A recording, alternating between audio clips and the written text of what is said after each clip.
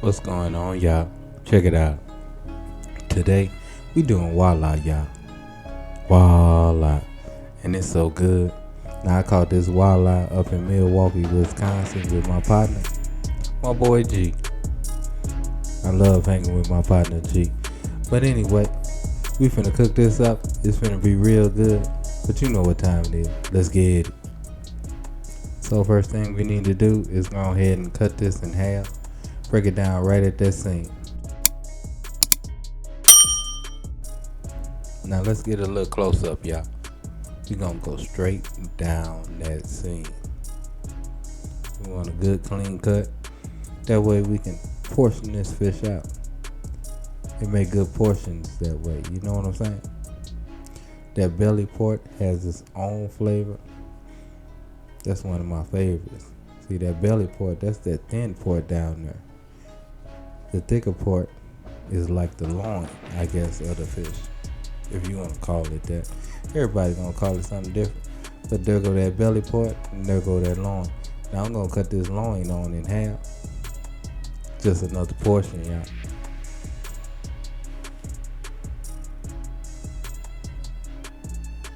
And this here, just gonna cut right in half, y'all. Right down that seam. So of course, next, gotta get them into that bowl, cause it's time to rain on them, y'all. It's time to rain on them. So we gonna hit this with a little bit of that Tony Chachery. You know, I'm a Louisiana guy, so Tony Chachery always works good for me. But just to not get anybody confused, I do live in St. Louis now. Now it's time for some basil, y'all. Some basil. I love the flavor that basil give that fish. Is what it is. And then we gonna mix it up real good. You know, everybody different, but I love me some basil on my fish, y'all. It's real tasty. I love that deal too, though. So now we gonna hit it just with a little bit of mustard. That's gonna help put that good, nice, crispy coating on. And of course, we gotta mix that up real well. Make sure it's all over that fish. That way our coating be right, y'all. And we have a good, crispy crust on that fish.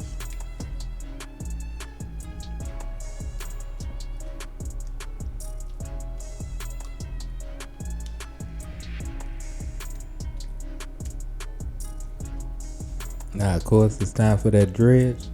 Now, that's flour and cornmeal. Equal parts, y'all. Every time. You know that's how I like it.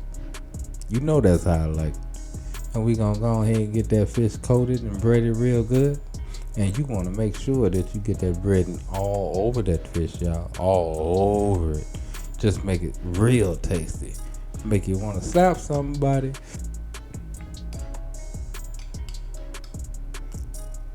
So once we get that coating on real good, it's time to get into that hot grease. Now this is vegetable oil at 350 degrees, y'all. 350 degrees. Now, when you start off, it's cool to start at like 375, but you want a constant temperature of 350 degrees. That way, while you cooking it, and that temperature reduced, you still get that good outside crisp, y'all. But anyway, of course, midway through, we had to give it a flippy flip. A flippy flip, y'all.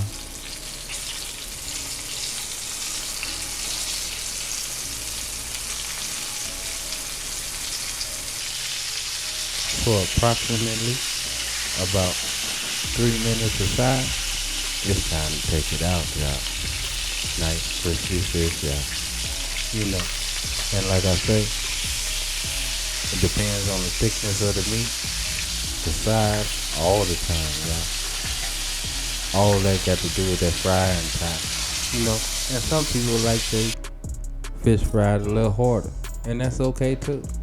But let's go ahead and add our pasta to the mix, because you gotta have that fish with that pasta.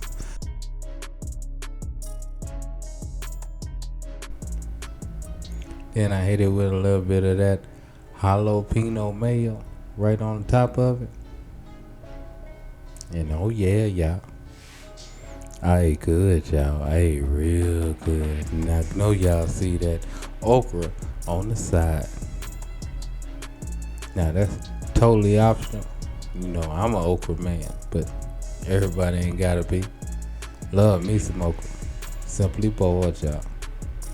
Now check out that bite. Now I had a little shrimp in my pasta too. But the noodles will cook perfectly, y'all. And this fish, oh my goodness.